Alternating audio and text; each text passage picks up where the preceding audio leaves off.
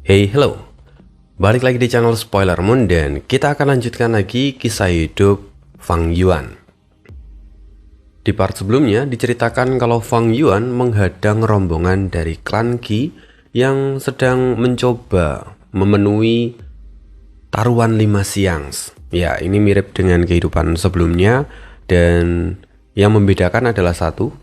Kalau di kehidupan sebelumnya Fang Yuan dengan anggota klan Qi itu kemudian masuk ke dalam gua surga publik itu secara bersamaan, tapi kali ini Fang Yuan dengan segala dominasinya dia berhasil menekan klan Qi sehingga mereka pada akhirnya tunduk pada Fang Yuan.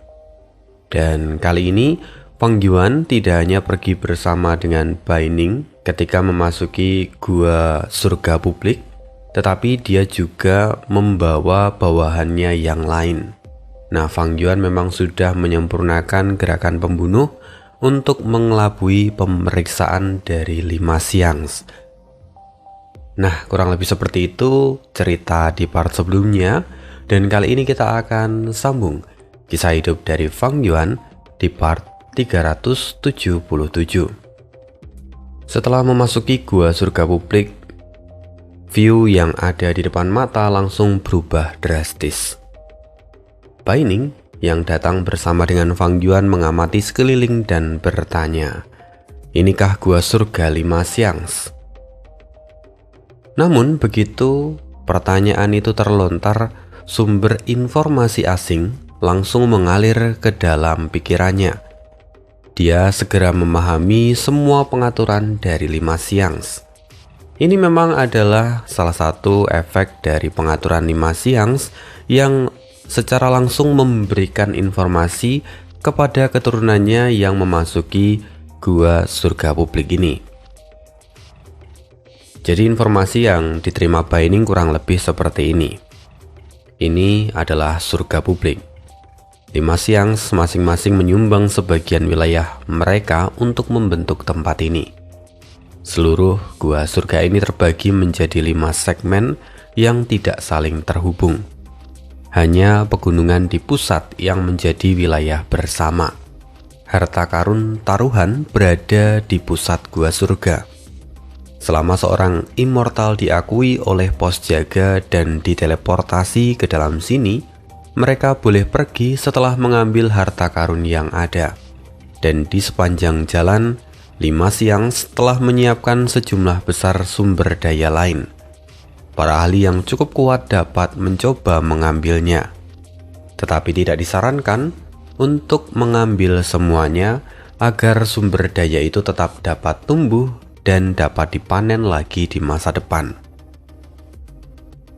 Mendengar semua penjelasan itu, Bai Ning kemudian menoleh ke arah Fang Yuan. Dia ragu sejenak sebelum memutuskan untuk memberitahu Fang Yuan. Tapi Fang Yuan tahu apa yang Bai Ning pikirkan dan kemudian melambaikan tangannya sambil berkata, "Aku sudah mendapatkan informasi itu. Tidak perlu menjelaskannya lagi padaku." Melihat itu Bai Ning pun mengangguk dan berhenti bicara. Dalam kehidupan sebelumnya, Fang Yuan memang mendapatkan informasi ini dari Bai Ning.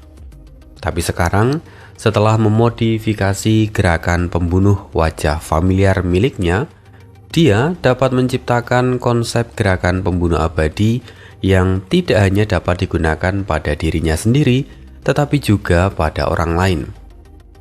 Karena itu, begitu dia melangkah masuk ke dalam gua surga 5 siangs, informasi itu juga langsung masuk ke dalam benaknya serta menjelaskan seluruh situasinya.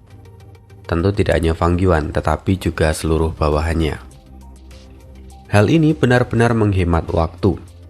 Dan setelah itu Fang Yuan berkata, "Ayo pergi ke puncak yang ada di tengah." Fang Yuan dan Bai Ning pun kemudian bergerak bersama. Dalam kehidupan sebelumnya, Fang Yuan memang harus berpacu dengan waktu karena para immortal dari klan Qi juga masuk bersamaan dengan dirinya. Ketika itu, dia terpaksa bersaing dengan mereka di dalam gua surga ini. Tetapi sekarang, Fang Yuan bertindak lebih dulu dan menyingkirkan seluruh pesaingnya. Sehingga saat ini seluruh Gua Surga Lima Siang berada di dalam genggamannya. Meskipun situasinya tenang dan dia juga bisa dengan santai mengumpulkan sumber daya di sepanjang jalan, Fang Yuan tahu bahwa di pusat pegunungan terdapat rumah Gu yang menyimpan bentuk surga. Di luar mungkin tempat itu terlihat biasa, tetapi bangunan itulah yang mengendalikan seluruh wilayah dari Gua Surga ini. Dan begitu dia berhasil menguasainya, maka pemindahan sumber daya akan jauh lebih mudah daripada memungutinya satu-satu. Saat sedang terbang, Bai Ning sendiri terkejut ketika melihat betapa kayanya Gua Surga Lima Siang. Meskipun tidak ada titik sumber daya raksasa, tetapi jumlah sumber daya yang ada di sini benar-benar padat. Dan bahkan di setiap titik menyimpan persediaan yang besar. Harus kuakui bahwa pengaturan Lima Siang sungguh luar biasa. Dalam hati, Bai Ning merasa iri. Tanpa diragukan lagi, semua sumber daya ini akan masuk ke dalam apertur abadi Fang Yuan. Jika dia yang mendapatkan semua ini, maka pondasinya akan melonjak pesat dan asetnya akan meningkat berkali-kali lipat. Dia akan langsung menjadi kaya raya. Sementara, bagi Fang Yuan, semua ini hanyalah tambahan semata. Perjalanan mereka berlangsung tanpa hambatan. Fang Yuan dan Bai Ning akhirnya tiba dengan selamat di pegunungan pusat. Rumahku itu berbentuk istana dan berada di puncak pegunungan. Sementara di depan istana itu telah berkumpul banyak immortal yang menunggu Fang Yuan. Mereka adalah bawahan Fang Yuan yang telah masuk lebih dahulu. Setelah memberi hormat, para immortal pun segera melaporkan apa yang telah mereka temukan di sepanjang jalan. Fang Yuan sendiri mengamati sekeliling dan tampak puas. Dia kemudian membawa mereka semua masuk ke dalam aula utama. Begitu melangkah masuk, mereka bisa melihat bentuk surga yang berada di tengah aula. Wujudnya menyerupai bangau putih berkaki satu. Seluruh tubuhnya diselimuti oleh bulu putih murni tanpa setitik pun debu. Paruhnya panjang berwarna merah, lehernya terjulur dengan kepala tertunduk. Sayapnya terlipat rapat dan matanya pun terpejam seolah sedang tertidur lelap. Ping Yuan langsung ternganga ketika merasakan aura yang dipancarkan oleh bangau putih ini. Ini jelas aura peringkat 9. Para immortal yang lain pun menarik nafas dalam-dalam. Wajah mereka dipenuhi oleh keterkejutan dan kegembiraan. Fang Yuan sendiri memimpin para immortal untuk duduk melingkari bentuk surga itu dan kemudian menanamkan kehendak mereka di dalamnya. Pos jaga hanya berfungsi sebagai pemeriksa garis keturunan bagi Lima Siang. Mereka tidak bisa membatasi gerakan pembunuh bentuk surga ini. Karena itu, siapapun dapat menanamkan kehendaknya di dalam bentuk surga. Kini berbagai macam wasiat menyembur keluar ketika mereka menerima informasi yang ditinggalkan oleh surga pencuri. Wasiat itu menjelaskan bahwa dirinya pernah menemukan roh surgawi alami di surga putih abadi. Setelah mengerahkan upaya yang besar, dia berhasil menangkapnya. Tetapi mendapati bahwa bentuk surga menyimpan misteri yang sangat dalam. Bahkan dengan kekuatannya pun, surga pencuri tidak mampu memurnikannya dalam waktu singkat. Karena itu, dia merancang gerakan pembunuh pemindah bentuk surga dan meninggalkan setengah warisannya ini bagi orang yang beruntung di masa depan. Dan setelah Lima Siang menemukan warisan ini, mereka tidak mundur. Taruhan Lima Siang pun akhirnya diciptakan. para immortal memahami asal-usul gerakan pembunuh ini. Mereka semua kini terdiam penuh dengan kekaguman. Fang Yuan sendiri pernah mendengar semua ini di kehidupan sebelumnya. Dia tidak lagi merasakan emosi apapun. Tetapi saat ini, dia memperoleh pemahaman baru tentang keberadaan bentuk surga. Surga pencuri memiliki gerakan pembunuh seperti penyembunyian hantu, penyembunyian ilahi, dan bentuk surga. Surga pencuri memiliki gerakan pembunuh seperti penyembunyian hantu, penyembunyian ilahi, bentuk surga, dan berbagai metode yang lain. Semua itu mampu bertahan tanpa batas waktu dan tidak runtuh. Dalam kehidupan sebelumnya, aku mengira ini hanyalah gaya khas dari surga pencuri. Tapi setelah pertempuran besar ketika pemulihan Gu Takdir, aku menyadari bahwa semua Venerable memiliki metode yang serupa. Gerakan pembunuh dan metode ini memiliki kekuatan yang luar biasa. Mereka mampu bertahan dalam waktu yang sangat panjang. Tetapi begitu diaktifkan, dampaknya benar-benar mampu mengguncang dunia. Jika hanya satu atau dua Venerable yang memiliki metode seperti ini, mungkin itu bisa dianggap sebagai spesialis pribadi. Namun, jika semua Venerable bisa melakukannya, maka ini bukan hanya tentang kemampuan dari jalur ataupun individu, melainkan tentang tingkat pencapaian. Setiap Venerable memiliki tingkat pencapaian Grandmaster tertinggi, dan itu adalah fakta yang diakui semua pihak. Kalau begitu, artinya tingkat pencapaian Master melahirkan intuisi. Tingkat pencapaian Grandmaster memungkinkan seorang Master Gu mereplikasi atau meniru jalur lain. Lalu tingkat pencapaian Grandmaster Agung memungkinkan pemanfaatan tanda Dao alami. Sedangkan untuk tingkat pencapaian Grandmaster tertinggi, tampaknya itu memungkinkan gerakan pembunuh bertahan tanpa batas waktu dan beroperasi secara mandiri. Pikiran Fang Yuan bergerak cepat. Meskipun ini masih sebatas dugaan, tapi dia merasa bahwa hipotesisnya sangat mungkin benar. Memang tidak ada penjelasan semacam ini dalam warisan sejati yang ia peroleh. Tetapi dengan beberapa jalur miliknya yang telah mencapai tingkat Grandmaster Agung, Fang Yuan memiliki kualifikasi untuk mengintip puncak tingkatan itu. Beberapa jam kemudian, Fang Yuan pun berhasil mencatat kehendak surga di dalam bentuk surga. Dalam kehidupan sebelumnya, gumpalan kehendak surga itu menggunakan taktik memperlihatkan kelemahan dan menipu para immortal dari klan Qi. Akhirnya mereka menderita kerugian besar, sementara Fang Yuan sendiri meraup untung yang menyeluruh. Tapi kali ini, Fang Yuan menguasai lebih banyak wasiat di tempat ini. Dia langsung memusnahkan kehendak surga yang keras kepala itu. Sama sekali tidak terjadi kecelakaan selama proses ini.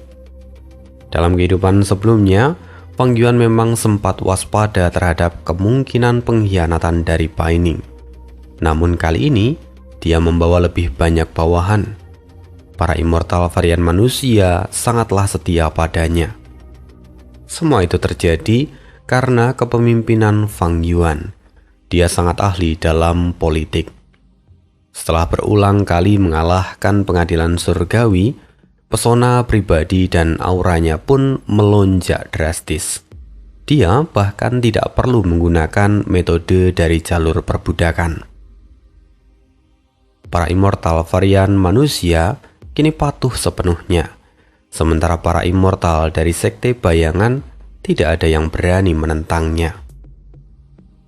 Meskipun bentuk surga telah disempurnakan, masih tersisa sejumlah besar wasiat lain yang masih kokoh di dalam gerakan pembunuh ini. Wasiat itu terakumulasi selama ribuan tahun oleh kehendak dari para keturunan 5 Xiangs. Tanpa memusnahkan wasiat-wasiat ini, Fang Yuan tidak bisa mengendalikan bentuk surga. Untungnya dia telah menyiapkan segalanya. Dia memodifikasi beberapa gerakan pembunuh, termasuk gerakan pembunuh yang menggunakan Gu Pedang Kebijaksanaan sebagai intinya. Dalam kehidupan sebelumnya, Fang Yuan hanya menggunakan Gu Pedang Kebijaksanaan tanpa dijadikan gerakan pembunuh. Dan karena itu, efeknya sangatlah kecil. Tetapi sekarang dengan gerakan pembunuh yang lengkap, Fang Yuan bisa menguasai bentuk surga dengan lebih cepat. Dan benar saja, beberapa waktu kemudian Fang Yuan sudah menguasai bentuk surga. Dia segera menyimpannya, tetapi dia tidak mengambil rumah Gu yang ada di sana. Fang Yuan memberi perintah pada para immortal bawahannya untuk mengendalikan rumah Gu itu dan memindahkan semua sumber daya yang ada di dalam sana. Kenapa sumber daya harus dipindahkan dan tidak gua surganya saja yang langsung dicaplok? Bukankah itu jauh lebih praktis seperti yang sudah pernah Fang Yuan lakukan sebelum-sebelumnya? Mungkin ada pertanyaan semacam itu. Tetapi alasannya juga pernah disampaikan bahwa Gua Surga 5 Xians pernah melahap pecahan dari 9 surga, sehingga Gua Surga ini tidak lagi menghadapi bencana dan kesengsaraan. Karena itu, saat ini Fang Yuan belum bisa melahap Gua Surga ini. Oleh karena itu, satu-satunya cara yang paling masuk akal adalah dengan mengambil semua sumber daya yang ada dan memindahkannya. Dan singkat cerita, setelah membuat semua pengaturan, Fang Yuan memimpin para immortal untuk meninggalkan Gua Surga 5 Xians dan kemudian pergi menuju Gua Surga Laut Qi. Setelah tiba, Fang Yuan kembali menunjukkan dominasinya hingga bisa masuk ke dalam. Dalam kehidupan sebelumnya, Fang Yuan memerintahkan Bai Ning untuk menyerang Gua Surga Laut Qi. Namun kali ini, roh surgawi dari Gua Surga Laut Qi masih tertidur. Tanpa basa-basi, Fang Yuan langsung bersiap melahap Gua Surga Laut Qi. Berbeda dengan kehidupan sebelumnya. Saat ini, tingkat pencapaian jalur Qi Fang Yuan telah mencapai tingkat Grandmaster hebat. Dengan pondasi ini, dia mampu melahap Gua Surga Laut Qi. Selama proses pelahapan itu berlangsung, roh surgawi Laut Qi terbangun secara paksa. Tapi Fang Yuan telah siap dan segera menekannya. Roh surgawi memarahi keturunan dari klan Qi karena tidak berbakti. Tapi tak ada yang bisa dilakukan oleh mereka. Semua hanya bisa menundukkan kepala dalam keputusasaan. Kini mereka semua menyaksikan tanah air mereka ditelan oleh Fang Yuan dan kemudian menyatu ke dalam apertur abadi berdaulatnya. Akhirnya Fang Yuan memperoleh sejumlah besar sumber daya dari jalur Qi. Tetapi keuntungan terbesar dari Fang Yuan sebenarnya adalah Laut Qi tanpa batas. Ini adalah gerakan pembunuh yang menjadi kartu truf dari Gua Surga Laut Qi. Gerakan pembunuh ini adalah kunci yang memungkinkan mereka bertahan dari bencana kesengsaraan selama ini. Dalam kehidupan sebelumnya, Fang Yuan membongkar gerakan pembunuh ini. Namun sekarang, dengan tingkat pencapaian jalur Qi yang telah berada di Grandmaster hebat, lalu ditambah fondasi yang sangat mendalam, Fang Yuan memilih untuk mempertahankannya. Lalu keuntungan terbesar lainnya yang Fang Yuan juga dapatkan adalah jumlah tanda Dao yang luar biasa. Setelah melahap Gua Surga Laut Qi, Fang Yuan mendapatkan sekitar 1 juta tanda Dao dari jalur Qi. Pondasi jalur Qi Fang Yuan sendiri seketika melonjak drastis. Seperti kata pepatah, dia benar-benar naik ke langit dalam 1 langkah. Setelah mencaplok Gua Surga Laut Qi, kita akan berpindah ke dalam apertur abadi Fang Yuan, tepatnya ke mini surga putih. Di sanalah Gua Surga Laut Qi ditempatkan. Saat ini, klon manusia naga Fang Yuan tersenyum sambil mengulurkan tangannya. Sementara di hadapannya berdiri seekor rusa. Rusa itu menundukkan kepala di depan klon manusia naga Fang Yuan, lalu menjulurkan lidah merah mudanya yang kecil dan menjilati telapak tangannya. "Tuan," ujar rusa itu dalam bahasa manusia. Tentu saja itu bukanlah rusa biasa. Rusa ini terbentuk dari obsesi Qi Xiang yang telah menyatu dengan kekuatan surgawi dari gua surganya. Sehingga inilah wujud sejati dari roh surgawi Laut Qi. Roh surgawi Laut Qi memiliki wujud sebagai rusa putih salju dengan mata emas yang menyilaukan. Klon manusia naga Fang Yuan tampak menghela nafas sejenak dan dia berkata, "Lukamu terlalu parah. Metodeku mungkin tidak akan berhasil." Cedera yang diderita oleh roh surgawi Laut Qi memang tidaklah sederhana. Luka yang dulu dia dapatkan karena menggunakan Laut Qi tanpa batas untuk menghadapi kesengsaraan abadi di Gua Surga Laut Qi. Untuk menyembuhkannya, metode jalur kebijaksanaan adalah metode yang paling tepat. Tapi Fang Yuan sudah mencobanya dan tetap gagal. Walaupun sebenarnya kalau itu Fang Yuan, dia masih punya alternatif lain, yaitu menggunakan metode dari jalur penyempurnaan. Pencapaian Fang Yuan pada jalur penyempurnaan memang luar biasa. Jadi bukan tidak mungkin dia bisa menyembuhkan luka dari roh surgawi Laut Qi. Tapi Fang Yuan enggan untuk bersikap gegabah, karena metode ini memiliki peluang kegagalan yang tidak kecil.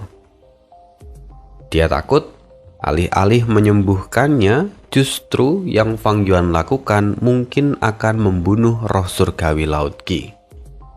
Dan kalau sampai roh surgawi Laut Qi mati, maka semua upaya yang ia lakukan pun akan sia-sia. Karena itu untuk saat ini, Fang Yuan tidak punya cara untuk menyembuhkan luka dari roh surgawi ini. Tapi meskipun begitu, roh surgawi atau roh rusa itu sendiri tidak mempermasalahkannya. Dia justru merasa bahagia. Setelah Gua Surga Laut Qi dianeksasi, dia tidak musnah dan dia masih tetap hidup.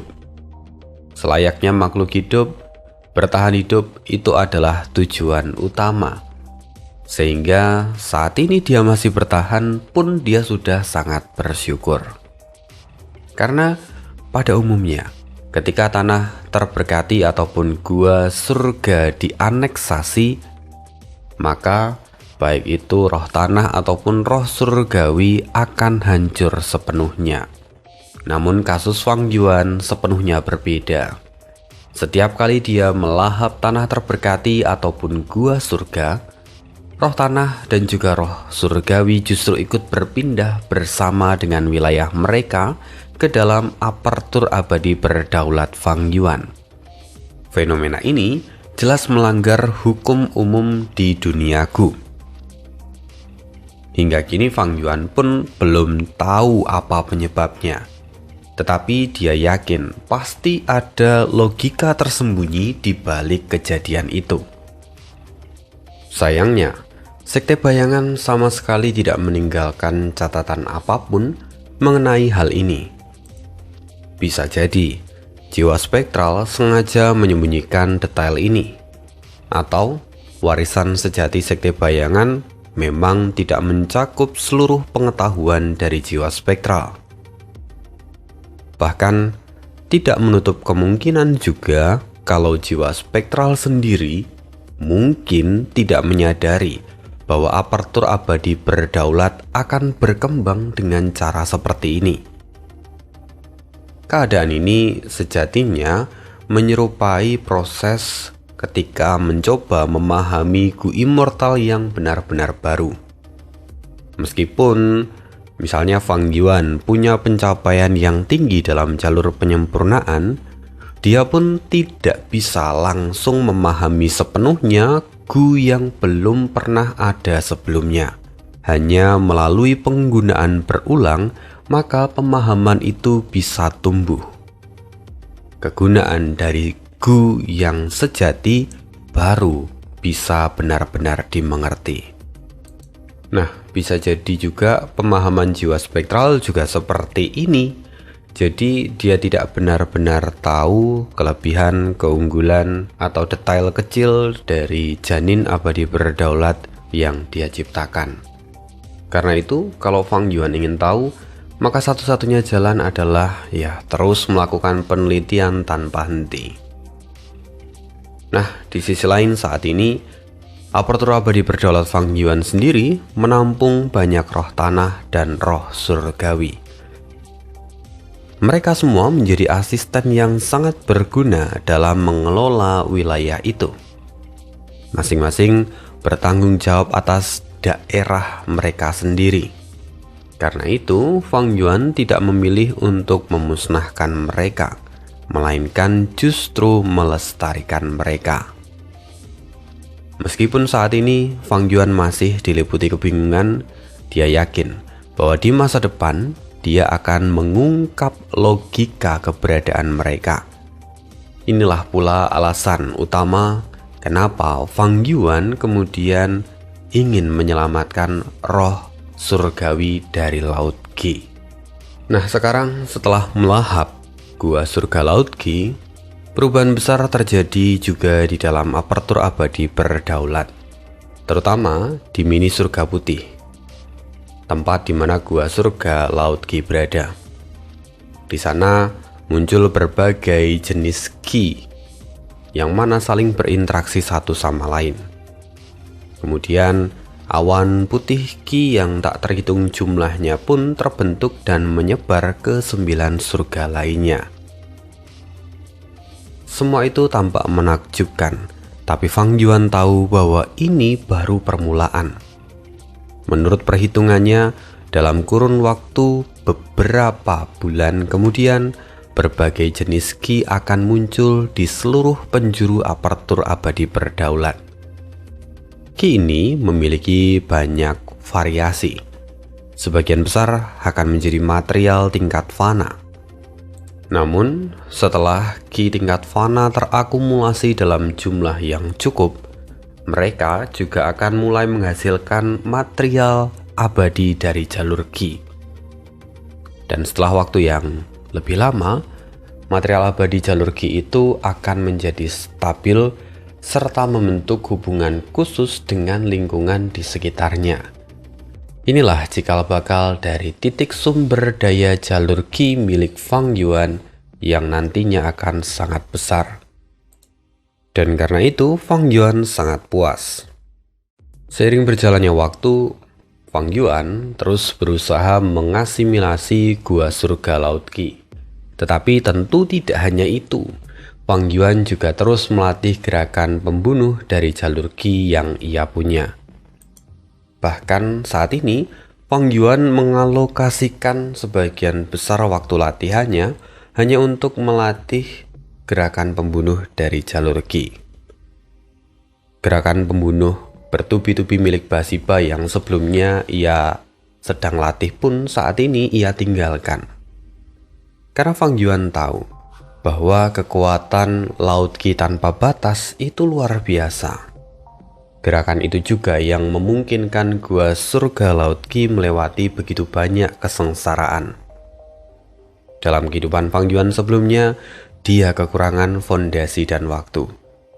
Dia juga membutuhkan sumber daya yang besar, sehingga pada akhirnya dia tak punya pilihan lain selain membongkar gerakan pembunuh Laut Qi tanpa batas.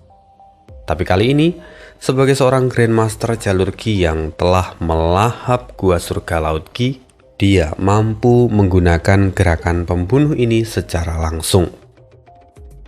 Aliran waktu di dalam apertur abadi berdaulatnya pun kini menjadi jauh lebih cepat dibandingkan kehidupan sebelumnya. Hal ini memberinya waktu yang jauh lebih banyak untuk melatih gerakan pembunuhnya. Fondasi jalur Ki Fang Yuan melonjak ke tingkat puncak. Setelah dia mengubahnya menjadi kekuatan tempur yang nyata, kekuatannya akan benar-benar meningkat signifikan, bahkan jauh melampaui kondisinya saat ini. Fang Yuan berpikir, jika kekuatan tempur jalur Ki ini terbentuk sepenuhnya, maka kekuatan ofensifnya bahkan akan melampaui jalur waktu dan menjadi metode ofensif utamaku. 1 juta tanda dao dari jalur Ki memang bukan jumlah yang kecil. Dengan semua ini, di masa depan aku bisa mencoba menaklukkan istana naga. Aku pasti bisa menghadapi banyak immortal peringkat 8 sekaligus dan merebut rumahku istana naga dengan paksa. Tatapan Fang Yuan kini menjadi tajam. Rencananya benar-benar telah tersusun matang.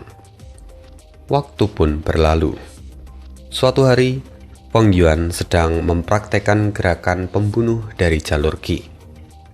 Beberapa gu immortal terbang melayang di langit, sementara sejumlah besar gu fana berputar mengitari mereka seperti tornado. Angin astral bercampur dalam pusaran itu. Saat esensi abadi peringkat 8 disuntikkan, aura semua gu itu mulai menyatu.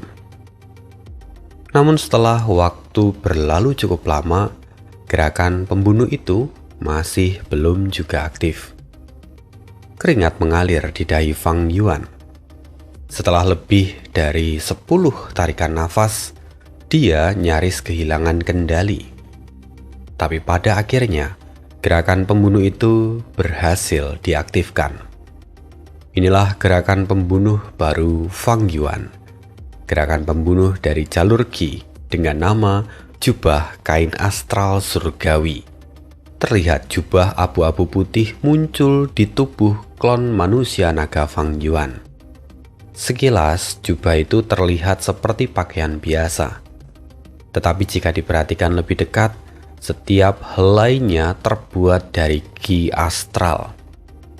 Ini adalah gerakan pembunuh peringkat 7, tetapi setelah diperkuat oleh 1 juta tanda dao dari jalur Ki milik Fang Yuan, kekuatannya pun meningkat berkali-kali lipat.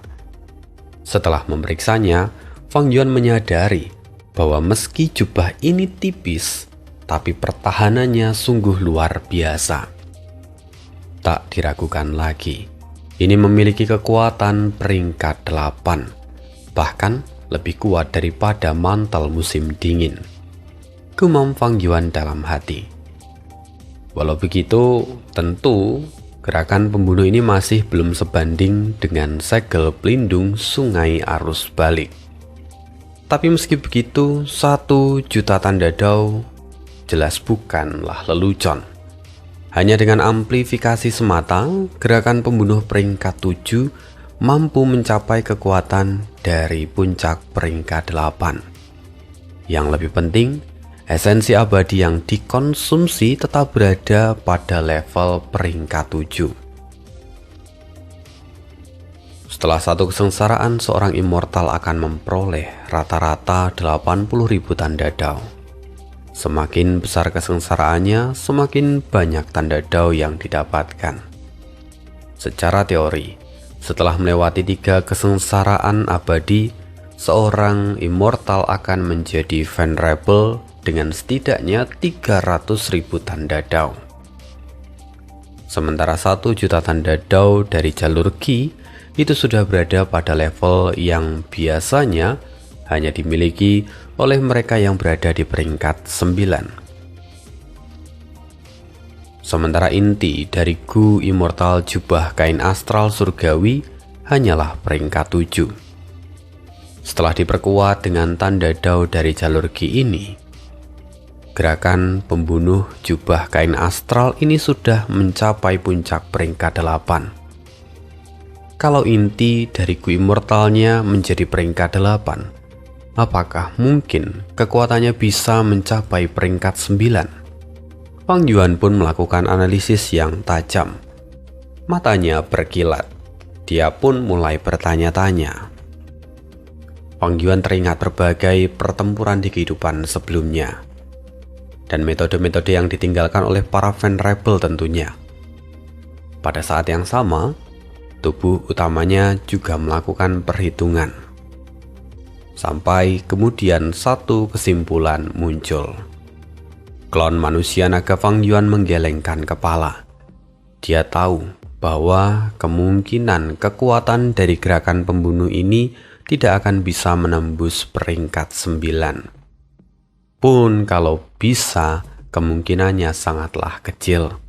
Sekalipun dia telah merubah Gu intinya menjadi peringkat 8. Alasannya, gerakan pembunuh peringkat 9 hampir pasti membutuhkan Gu Immortal peringkat 9. Sementara amplifikasi tanda Dao saja tidak akan cukup untuk menembus batas itu. Kecuali kalau jumlah tanda Dao-nya adalah sekitar 10 juta. Itu mungkin baru akan menciptakan perubahan yang kualitatif.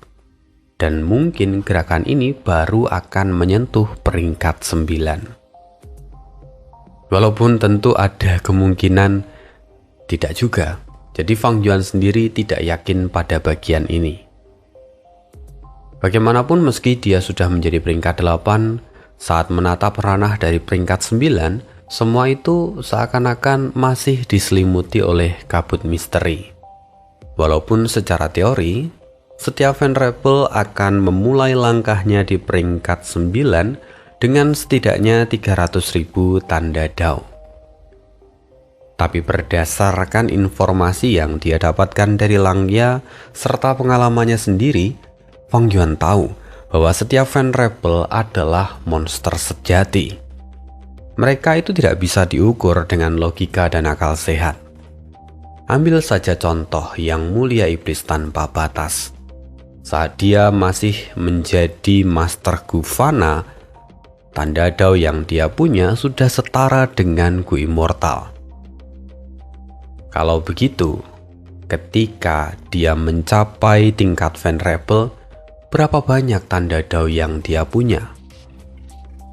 Fang Yuan pun tak mampu membayangkannya. Belum lagi, bagaimana dengan fan rebel yang lain? Apakah mereka sungguh hanya memiliki 300.000 tanda Dao saat mereka baru naik ke peringkat 9? Fang Yuan tersenyum tipis. Pemikiran itu tampaknya sangat konyol. Karena ada pepatah yang mengatakan, di dunia ini tidak ada Gu yang benar-benar tak terkalahkan. Yang ada hanyalah para immortal yang tak terkalahkan. Kalau para fan rebel hanya memiliki 300.000 tanda Dao ketika mereka naik ke peringkat 9, bagaimana mungkin mereka bisa mendominasi dunia dan menyandang reputasi tak terkalahkan? Saat ini Fang Yuan saja sudah menjadi salah satu ahli terhebat di dunia. Dia berdiri di puncak dan bisa memandang rendah sebagian besar makhluk hidup di dunia. Hanya segelintir yang mampu menandinginya dalam pertarungan 1 lawan 1. Tapi setiap kali dia melihat ke atas, dia masih melihat 10 gunung raksasa yang menjulang tinggi, bahkan masih tersembunyi di balik kumpulan awan. Mereka itulah 10 orang terkuat dalam sejarah. Sepanjang sejarah panjang umat manusia, mereka adalah 10 matahari yang paling menyilaukan. Selain mereka, siapapun tidak berarti apa-apa. Bahkan para jenius luar biasa yang bersinar seperti bintang pun tampak pucat kalau dibandingkan dengan mereka. Cahaya mereka selamanya tertutup oleh 10 bayangan raksasa itu. Fang Yuan mampu mencapai tahap ini pun sejatinya hanya karena dia mengandalkan warisan dari para pendahulu, terutama warisan dari para venerable. Cukup lihat apertur abadi berdaulat milik Fang Yuan. Tubuh itu saja berasal dari jiwa spektral. Bahkan hingga hari ini, setiap kali Fang Yuan berkultivasi, dia masih sering merasa kagum terhadap keuntungan yang menentang surga dari apertur abadi berdaulat. Lagi-lagi, ambillah contoh bagaimana dia bisa menganeksasi gua surga Laut Qi. Dalam kondisi normal, siapa yang mampu menganeksasi gua surga Laut Qi? Gua surga yang punya 1 juta tanda Dao. Jelas ukurannya bukan main-main. Dan siapa yang bisa? Hampir tidak ada. Kecuali mungkin yang mulia asal abadi. Dalam tanda kutip ya, mungkin. Karena pada dasarnya, apertur abadi hanya dapat dilahap oleh apertur dengan kualitas yang lebih tinggi atau ukurannya lebih besar. Dan tentu hal ini nanti akan mengacu pada fondasi yang dipunya. Di dunia ini, hanya yang mulia asal abadi yang punya pondasi dari jalur Qi yang cukup untuk melahap gua surga Laut Qi. Tapi itu masih syarat pertama, karena berita buruknya pada syarat yang kedua ini, mungkin saja yang mulia asal abadi tidak akan bisa melakukannya. Pada akhirnya, dari semua orang yang ada di dunia, hanya 1 orang yang bisa melakukan ini. Tidak lain tidak bukan adalah Fang Yuan. Karena yang paling mengerikan dari apertur abadi berdaulat sejatinya adalah tidak adanya pertentangan antar tanda Dao. Fang Yuan mampu menyerap seluruh keuntungan tanpa sedikit pun ada yang terbuang.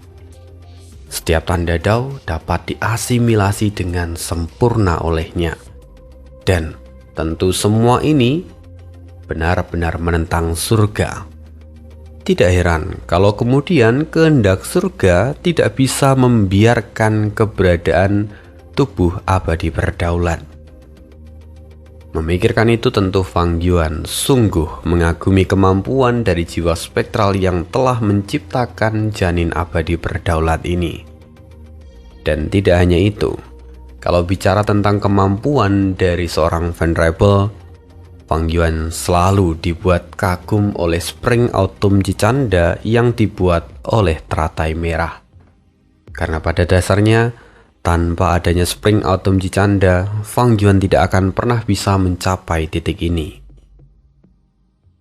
Dengan semua yang dia punya, ingatan dari masa depan, dia bisa kembali ke masa lalu dan kemudian memanfaatkan pondasi yang ditinggalkan oleh para venerable. Inilah yang kemudian membuat Fang Yuan bahkan mendapatkan julukan sebagai yang mulia iblis kecil generasi ini, atau venerable iblis kecil generasi ini. Ya, memang sungguh luar biasa. Dan kemampuan Fang Yuan saat ini memang juga harus diakui. Tapi meski begitu, Fang Yuan tidak pernah besar kepala. Setiap langkah yang ia ambil bukan membuatnya menjadi semakin sombong, melainkan membuat dia semakin merasa betapa jauh jarak antar dirinya dengan para venerable di masa lalu. Jarak yang bahkan terlalu besar untuk diukur. Fang Yuan tidak pernah merasa kesal kepada mereka. Yang ia rasakan hanyalah rasa kagum yang tiada habisnya. Seseorang hanya bisa belajar dari mereka yang benar-benar hebat, dan Fang Yuan sungguh menganggap mereka semua sebagai teladan mutlak. Dari segala perasaan yang tersimpan dalam diri Fang Yuan, satu perasaan paling jelas kepada para venerable, yaitu kekaguman. Dan di antara kekaguman itu terselip pula secercah kegembiraan yang tak terlukiskan. Bahkan 10 Venerable sekuat ini pun tak mampu mencapai kehidupan yang kekal. Mereka semua mati satu persatu. Lantas, bisakah aku berhasil? Tentu kemungkinannya sangat kecil. Selama Gunasip masih ada, dia tidak akan membiarkan bentuk kehidupan apapun mencapai keabadian sejati. Karena hal itu tercatat di dalam legenda Rensu. Tetapi justru karena itulah, tujuan ini menjadi begitu menarik untuk dikejar. Bukannya terpuruk, Fang Yuan justru tersenyum tipis. Dia sangat bahagia.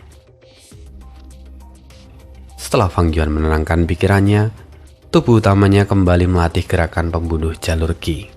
Sementara klon manusia naganya, setelah menguji jubah kain astral surgawi, dia terbang dan menatap ke dalam toko kuning.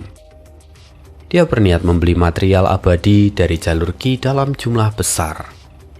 Banyak gerakan pembunuh jalur Qi membutuhkan material abadi jalur Qi sebagai pendukung. Bagaimanapun, menggunakan tanda Dao dalam material abadi untuk melepaskan gerakan pembunuh itu adalah hal yang lumrah. Bahkan para Grandmaster dari jalur formasi pasti akan menggunakan material abadi untuk membangun formasi mereka.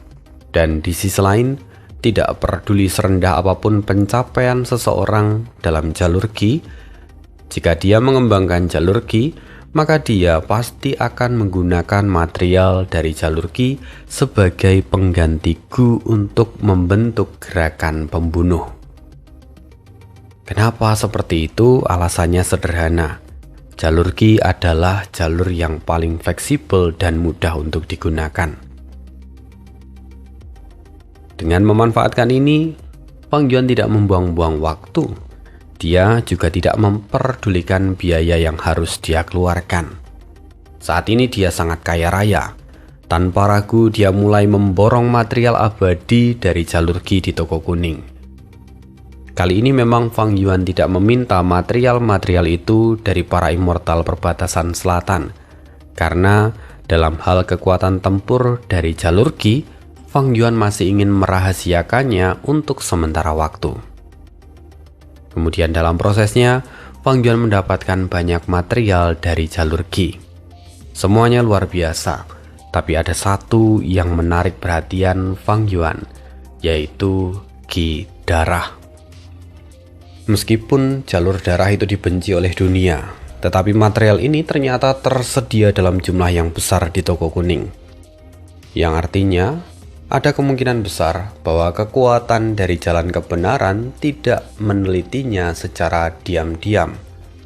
Mereka bahkan menjualnya di toko kuning, dan material ini pun sangat populer di toko kuning. Meskipun Qi darah hanyalah material di tingkat fana, tetapi jumlahnya sangat besar. Dan hal itu membuat klon manusia naga Fang Yuan sangat gembira. Dia segera membeli semua yang ada di toko kuning. Di saat yang hampir bersamaan di benua tengah, Fang Zheng terkejut saat dia mendapati barang di toko langganannya tersapu bersih. Terakhir kali aku memeriksa Qi darah masih ada jumlah yang cukup besar, tapi sekarang sudah benar-benar habis. Wasiat immortal yang menjual Qi darah hanya bisa menggeleng pelan dan menjelaskan. Beberapa waktu lalu, seorang immortal yang sangat makmur menyapu bersih seluruh pasar di toko kuning. Semua material abadi dari jalur Qi diborong habis. Anda juga pasti tahu bahwa Qi darah bisa dikumpulkan dan digunakan bersamaan. Jadi meskipun dia adalah material tingkat fana, tetapi dalam jumlah besar nilainya sama dengan material abadi. Mungkin itulah sebabnya immortal sebelumnya memborong semuanya, sehingga stok yang tersedia telah habis. Fang Zheng tertegun, menyapu seluruh pasar toko kuning dan membeli semua material dari jalur Qi. Kekayaan macam apa yang memungkinkan seseorang melakukan itu? Fang Zheng menghela nafas panjang. Setelah dia menjadi immortal, dia semakin memahami bahwa kekayaan adalah cerminan dari kekuatan. Jika seseorang memiliki kekayaan yang luar biasa, itu berarti dia menguasai sumber daya dalam jumlah besar.